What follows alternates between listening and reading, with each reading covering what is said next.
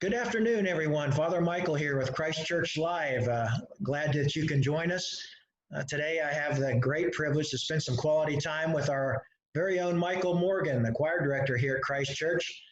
I would like to invite you to leave us some comments in the comments section. If you'd like to ask Michael a question or me, you can certainly do that in the comments section, and we'll respond to you. The video will air live on Wednesday at 3 o'clock. So, Michael, it's great to have you with us today. Thanks for joining me. I haven't seen you in what seems like forever, except on Zoom, our Sunday morning worship. So we certainly haven't seen one another in person since probably March. Well, So absolutely. Yeah, tell us a little bit about what's going on in your life and how you're coping with COVID-19. Well, I'm just finishing the school year. I had my big project. I was smart enough to start.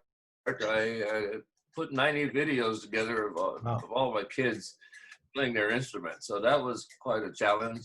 Yeah. And finally got that done. School ended on Friday, last Friday. So Yeah. kind of lose track of days when you're in a cave all the time. So Yeah, right. yes, yeah, amongst the other things. Yeah. But I'm still trucking along. Yeah.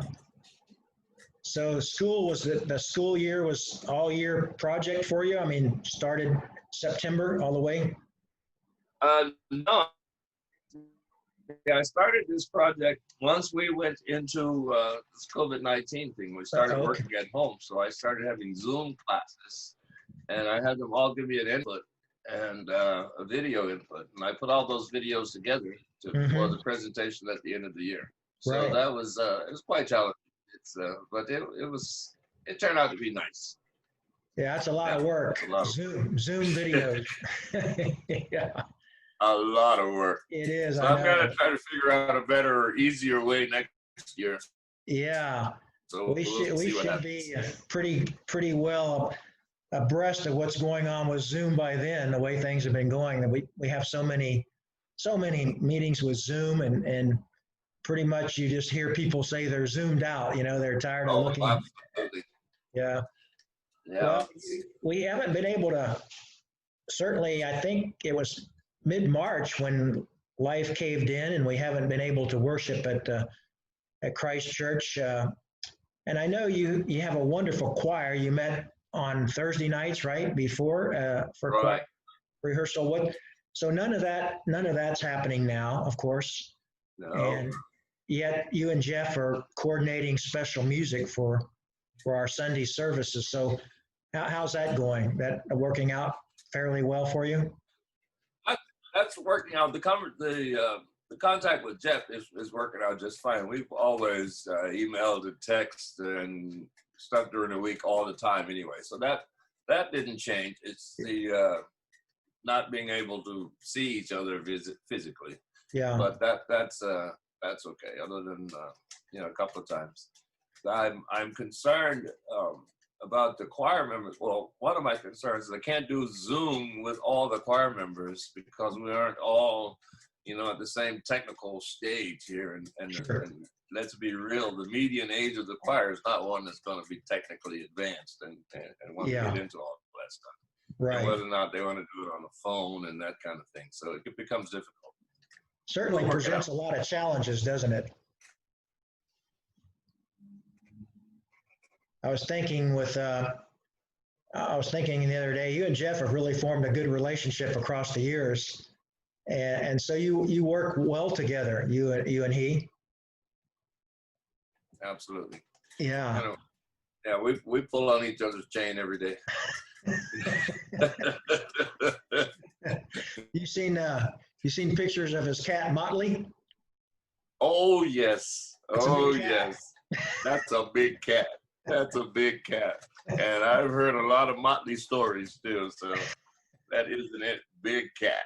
Yeah, he had a picture of him. He runs that house. Yeah, Motley was sprawled out on his back, taking up a lot of space there. Oh yeah, he does. It's a big cat. Well, as you think about worship in person, which will probably happen for us anyway, we're going to begin a new service or a return to service in person on June 28th. I don't know if you've heard much about that, but that will certainly become a reality on that Sunday, June 28th, which is 2 weeks from now.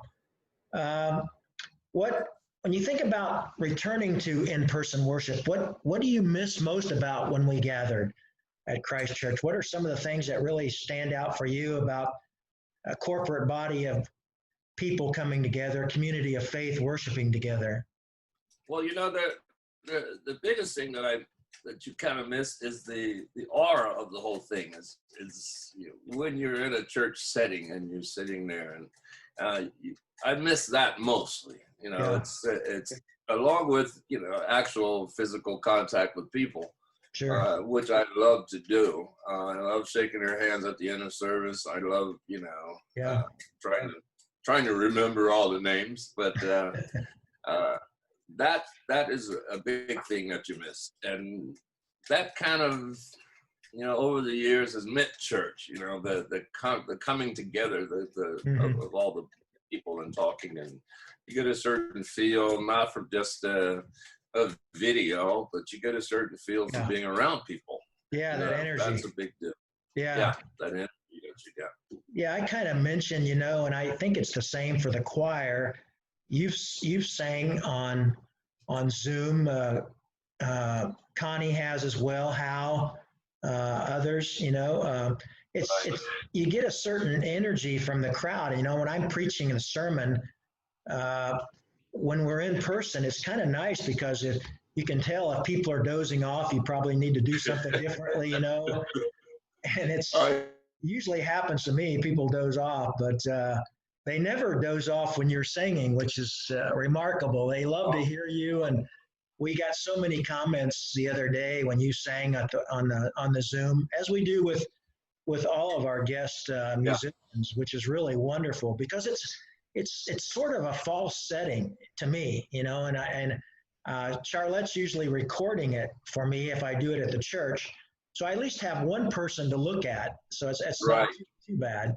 But yeah, you're right. The energy that you gain, I certainly miss hearing your deep voice behind me say amen, if I record, or turning around. Believe me, I say it when I'm here and I'm doing your Zoom service. You can't hear me, but I'm still doing my amens. Thanks. I certainly need them, and we all do. It's been a blessing, Sarah has a beautiful voice, and you, Hal, Connie, we've had the Taylors sing, and I know you and Jeff have some other options for us in the future. Michael, as we think about the way we've been worshiping with Zoom, if there was one thing that you could change about that, we could do differently, but maybe be better able to connect with people, what would that be? That would be to try and put together a quartet or an octet or something as a Zoom group, or even, I think there's enough space in the choir area up there that we could do that safely. Yeah. That's the biggest concern, to make sure that we're safely, because as I mentioned earlier, we're all in that age group of vulnerability, so we have to be careful about that. Yeah. And so that would be the main thing. I've learned quite a bit by doing that other project, but there's still this big, huge lag time thing. So, and also knowing that some of my choir members don't have the capability of doing a Zoom themselves individually. Right. It would be better for them if we could all just, we could meet there and do it. That would be one thing. I'm thinking of others. We'll see how how things go, after the service on the 28th, and see if that can start. Because this is the time the choir is off anyway. So give me a little time to think about it and work on it. Yeah, that's true. You take the summer off as well, right, for the choir? Right. So we'll be off for a couple of months.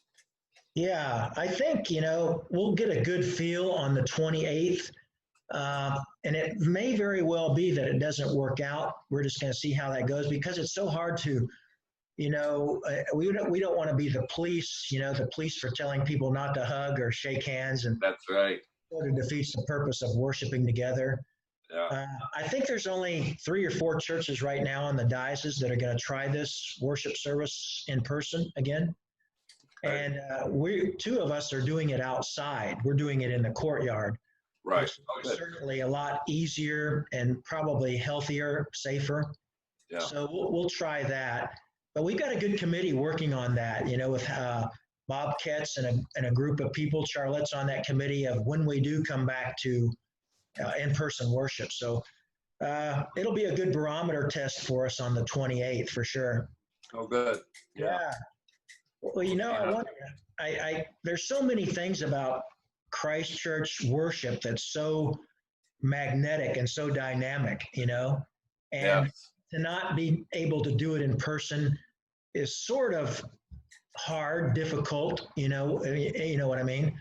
Yes. But about ourselves with Zoom, and we've made some really creative things happen with Zoom, I think, and so we'll continue to offer that format at 10 o'clock live stream.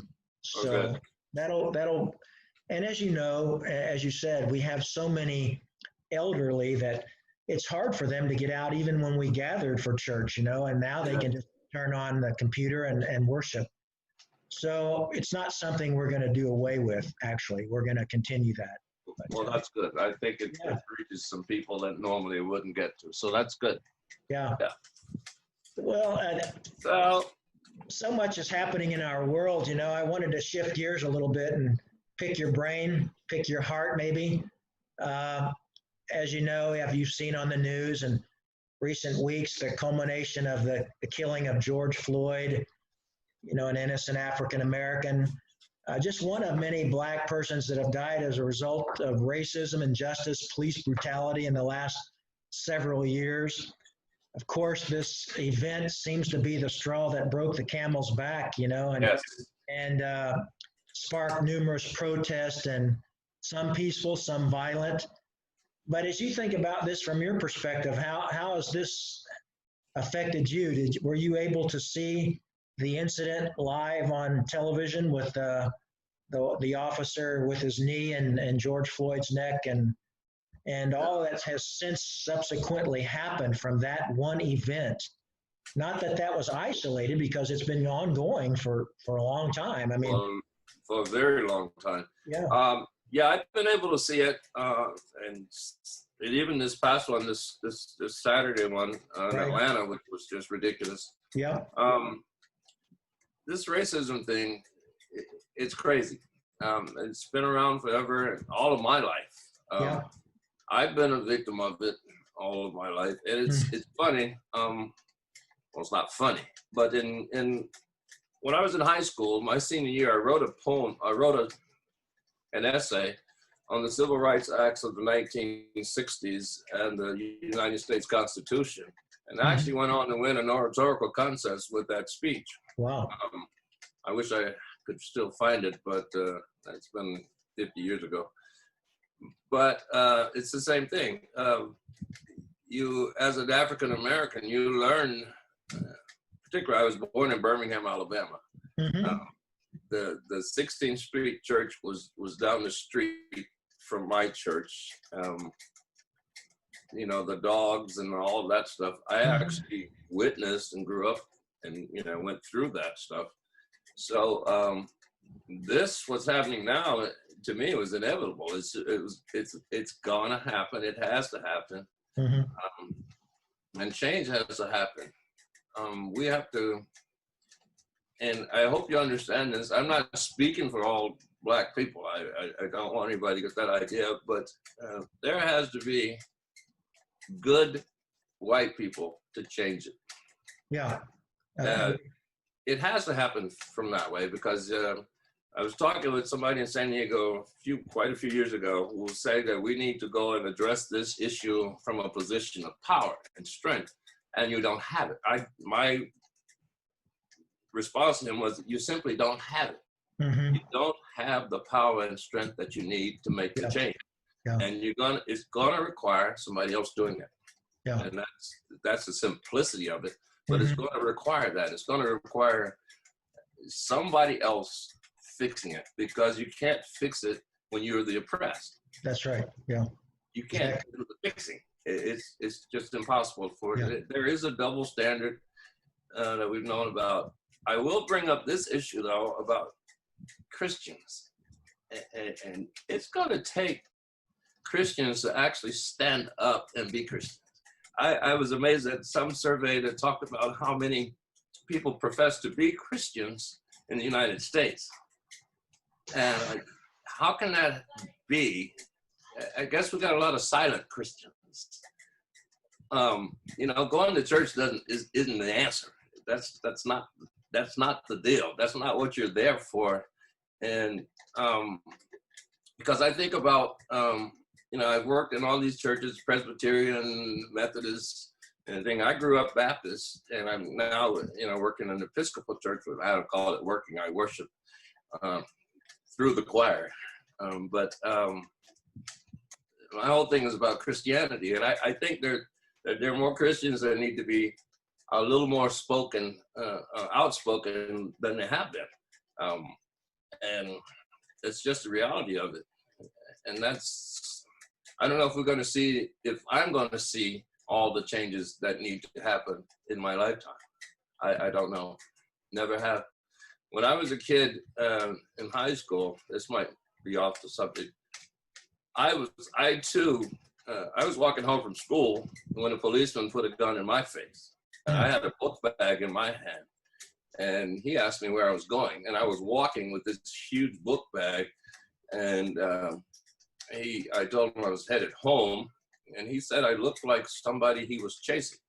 And I wasn't running. I was walking. Mm-hmm. So that happened to me. Yeah. So when I was a young teen, and I could have gone some other way with it, but I'd already been, I'm not a violent person, so I didn't respond in that way. No. So I'll safely say it that way. I did have some thoughts, but and I learned that. Here's one other thing I wanted to mention was, when I was a little boy, my father worked at a tile and carpet company. And I would be down there all the time, go in with the big boss and all that stuff. Well, the owner of the place, his name was Bill. He had a son named Jimmy. And the son was a few years older than I was. And of course, my dad was, you know, an adult. And one day I heard my dad call Jimmy, Mr. Jimmy. And I asked him, I said, why are you calling him Mr. Jimmy? When you practically raised him, I mean, he's been right here. Why would you call him Mr. Jimmy? And these are the words. My dad never spoke much, but he looked at me and he says, so that you won't have to. And it took me quite a while to understand that. Yeah. And once I did, and I understood what he's talking about. Sure. He said, so you won't have to. That's really, it's good to hear it, you know, and I think you're spot on, Michael. I think it has to be done from other people. You can't do that when you're the oppressed. You know, as you said, you don't have the power base. Going back to the George Floyd incident, my heart was just broken watching that as just a citizen, you know, regardless of the color of my skin, as a human being watching that on TV. And I wondered, there was people standing all around, and I wondered why no one had the courage to lock arms and go up to that police officer and say, you may taser me, you may arrest me, you may shoot me, but you're not going to treat that person that way. And I think it's that kind of bold courage that needs to happen among white people. I thought for a long time, our silence condemns us. And I don't really know what I would have done standing on that street corner, but I think in my heart of hearts, I would have had the courage, I hope I would have, to just gone over there and say, that needs to stop. That's inhumane, you know? Exactly. And I think that's what it takes. I mean, I remember in high school, I went to a high school in Dallas, Texas. It was predominantly white. And, Yes. and in my junior year, a black family moved in close to my neighborhood. You remember all those issues they had in real estate, redlining and steering people to different. Oh, yeah. Oh, absolutely. Color. But this family moved about 4 doors up from my house, and they were just amazing people. And none of us in that neighborhood really thought anything differently about it. When Josh came to school, he was such a superior athlete, and he had, like you, a contagious smile that attracted people. No one really got caught up in the black, white, red, yellow issue. It was just human beings together. But you know, you mentioned you grew up in Birmingham, Alabama. I don't think I ever told you this, but my wife and I pastored a church in Pleasant Grove, Alabama. The suburb, and yeah. on the way to Tuscaloosa. Yes. It was so sad at the church that we were at that you know we were surrounded by black families in that neighborhood, and that church did not want black families to come to the church. And I remember Becky and I saying, oh, that's too bad because we don't have a distinction in color. And we started reaching out to black in that church. And pretty soon the black population surpassed the white population. Surpassed the white one, yes. And the long and short of the story was somehow they all came together in a wonderful way. And it really started with leadership among the whites who could stand in the gap and say, we are not going to put up with this nonsense.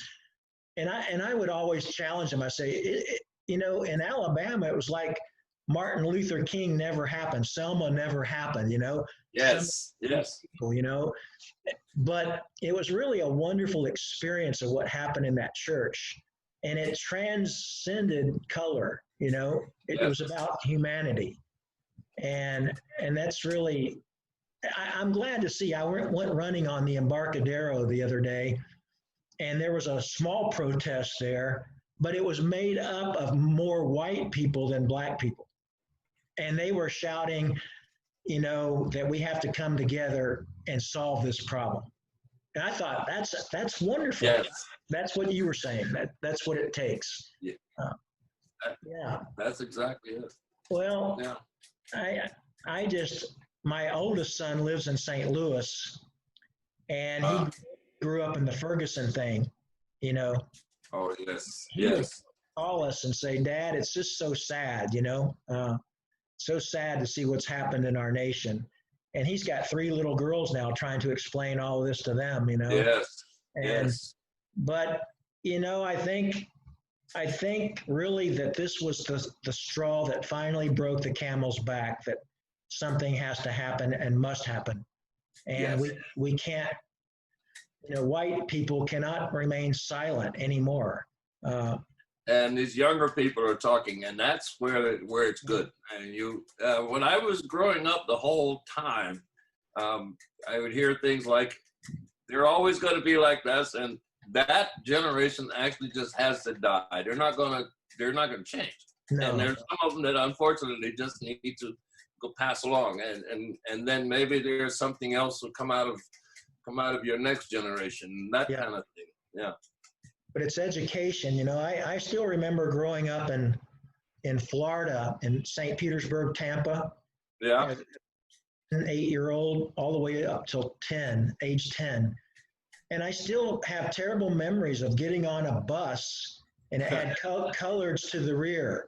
And as you know, there were separate drinking fountains for whites. Yes. Oh, yes. Restrooms downtown. Even as a kid, you know, that just did great damage to my spirit to see that. And so it finally took one lady to say, no, I'm not getting up out of my seat. You know, I'm not giving my seat up to you. Yeah. That's what it takes. That's what it has to happen, I believe. Yeah. Yeah. And you know, you feel good about what's happening now, and you still trepidation. I mean, you still, You're still nervous. There have been a lot of laws written, but laws don't change hearts. That's right. So, No, you're right. You can write them forever, but they don't change people. Yeah. That's what they used to say about the Indians. I think there was thousands of laws written for the Indians, and not one of them, treaties, not one was kept, you know? It kind of goes back to that saying, you know, walk the walk. It's easy to talk the talk, you know, but. Yes, but let's get out there and walk the walk. And that's right. the toughest part. Yeah. Yeah. So I'm commending. Unfortunately, I'm too old to be out there in the middle of all of it, but yeah, I certainly would. Well, we have a lot of young people out there now, which is really wonderful. And long before, well, I guess, what really triggered it for me was serving in the military and having great respect for the flag and our country, and seeing Colin Kaepernick kneel down during the national anthem. I was one of those people that just misconstrued the whole meaning of that. It was never about the flag. It was about injustice and police brutality. And, in leadership, we have to have those people willing. I read an article the other day that as time passes, Colin Kaepernick will be seen as a hero, Absolutely. Who's willing to stand in the gap and protest in a peaceful way, something that people would resonate with, understand, hopefully, So, right. I do have great hope for our nation, but I also know we have a long way to go. We've come a ways, but we have a long way to go. And long way to go. And I firmly believe that the church must be instrumental in that process, So do I. Yeah, it's not about just gathering for worship, like you said. No. We have a lot of people who claim to be believers, but there's no visible sign that they really are. So it's going to take all of us working together. And I believe I'm thrilled to be at Christ Church because I think we have those people that can make that happen. I think so as well. I do too. Yeah. And there's always going to be the cantankerous people that can't change. Yeah. And, one way or the other, I believe God will get their attention. So, I know He will. Yes. And absolutely. It won't be pleasant for some people. Yeah. But, well, I love you, my brother. It's good to be with you today. And I appreciate you speaking from your heart. I know our people at Christ Church love you. We know that you come from another denomination, but you're such a part of Christ Church. You're a fixture there now. I don't ever be able to let you go. So thanks for your influence in my life, Michael. It's been meaningful for me to cross paths with you. And thank you, Michael. I feel the same, very much the same. Thank you. Well, I look forward to us getting together again soon. Yeah, I as well. And I miss our hugs. Yes, absolutely. So I'm going to give you a virtual hug, my brother, today. There we go. Thank the Lord for you. And as we go our separate ways today, let us continue this dialogue. Maybe down the road a little bit, let's try to hook up again. Yes, we will. Let's do that. All right, Michael. Love you, my friend. Love you. Take care. Take care. Blessings to you. And you. Take care. Bye-bye. Bye-bye.